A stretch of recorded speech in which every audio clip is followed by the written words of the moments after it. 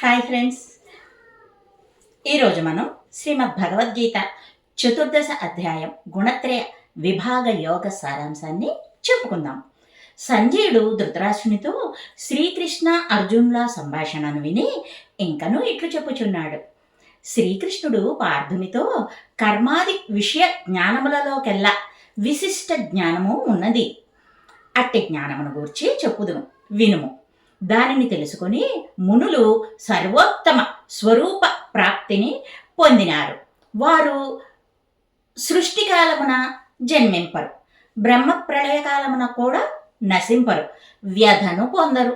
ఓ భారత, ప్రకృతి భూతోత్పత్తికి జన్మస్థానం, అందుచే అది బ్రహ్మ అని చెప్పబడెను. అట్టి ప్రకృతి యందు హిరణ్య గర్భ జన్మ బీజమును ఉంచుదును. దాని వలన సర్వభూతములు పుట్టుచున్నవి. కుంతిపుత్ర, దేవ పితృ మనుష్య పశు మృగాది యోనులందు పుట్టు శరీరములకు మహద్బ్రహ్మమగు ప్రకృతి తల్లి. నేనే బీజప్రదుడనగు తండ్రిని. మహాబాహు, గుణ సామ్యావస్థయగు ప్రకృతి నుండి సత్వ రజ స్తమో గుణములు పుట్టి జీవుని శరీరమున బంధించుచున్నవి. అనగా వీనిలో సత్వగుణము చైతన్య ప్రకాశము ఉపద్రవరహితమై సుఖాశక్తిని జ్ఞానశక్తిని కలిగించి జీవుని దేహమున బంధించుచున్నది. కౌంతేయ, రజోగుణము ఆత్మను రంజింపజేయును. అందువలన ఫలాపేక్షతో కర్మ చేయునటులా జీవుని శరీరమున బంధించును. భారత, అజ్ఞానము నుండి పుట్టి మోహమును కలిగించున్నది తమోగుణము. ఇది ప్రమాదము, అలసత్వము, నిద్ర అనువీనితో జీవుని శరీరమున బంధించుచున్నది.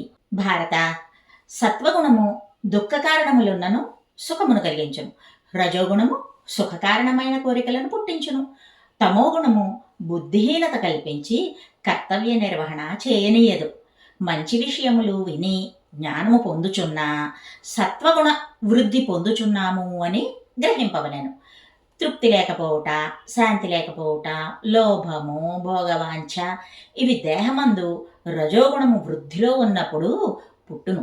కురునందన, అవివేకము, ప్రయత్నలోపము, అజ్ఞానము, కర్తవ్య విమూఢత్వము తమోగుణము వృద్ధి నందున్నప్పుడు కలుగును. సత్వగుణము వృద్ధిలో నుండగా మరణించిన నిర్మల లోకములను పొందుదురు. రజోగుణము వృద్ధిలో ఉండగా మరణించిన వారు మనుష్యలోకమును పొందుదురు. తమోగుణము వృద్ధి అందున్నవారు మరణించినచో పశ్వాది తిర్యక్యోనుల యందు జన్మింతురు. సాత్వికమైన పుణ్యకర్మకు సుఖము, రాజస కర్మకు ఫలము దుఃఖము, తామస కర్మకు అధర్మ కారణ రూపమగు జ్ఞానమే ఫలము. సత్వగుణము వలన జ్ఞానము, రజోగుణము వలన లోభము, తమోగుణము వలన అవివేకము సంభవించుచున్నవి. జీవుడు గుణ వ్యాపారములకు సాక్షీభూతుడగు ఆత్మను తెలిసినచో అప్పుడతడు బ్రహ్మభావమును పొంది ముక్తుడగును. దేహోత్పత్తికి బీజభూతములైనటువంటి ఈ గుణత్రయమును అతిక్రమించి జీవుడు పుట్టుక, చావు, ముసలితనము వలన కలుగు దుఃఖముల నుండి విడివడి అమృతతత్వమును బ్రహ్మభావమును పొందుచున్నాడు.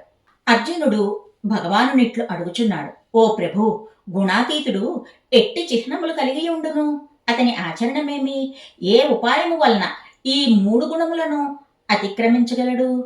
శ్రీకృష్ణుడు ఇట్లు చెప్పుచున్నాడు, సుఖము, దుఃఖము, మోహము కలిగినప్పుడు సంతోష ద్వేషములు లేక ఏ కోరిక కోరనివాడు గుణాతీతుడని చెప్పబడును. ధర్మమును గూర్చిన దూషణ ప్రశంసలను సమభావముతో గ్రహించువాడు గుణాతీతుడు. ఆదర సత్కారములందు, తిరస్కారమందు, శత్రు మిత్ర కార్యములందు హర్ష విషాదములు లేక సర్వము త్యజించినవాడు గుణాతీతుడు. సర్వజీవుల యందున్న పరమేశ్వరుడనగు నన్ను భక్తితో సేవించునతుడు సత్వరజస్తమో గుణములను అతిక్రమించి బ్రహ్మజ్ఞానమును పొందును. సోపాధిక బ్రహ్మమునకు నిరుపాధిక బ్రహ్మమునకు నేను ఆధారభూతుడను. ఆ బ్రహ్మము నాశరహితము, జ్ఞాన నిష్ఠారూపముగు ధర్మముచే పొందదగినది, అఖండ ఆనందరూపమైనది. అట్టి ధర్మసౌఖ్యములకు నేను ఆధారభూతుడను. ఇదే శ్రీమద్భగవద్గీత చతుర్దశ అధ్యాయ గుణత్రయ విభాగ యోగ సారాంశం.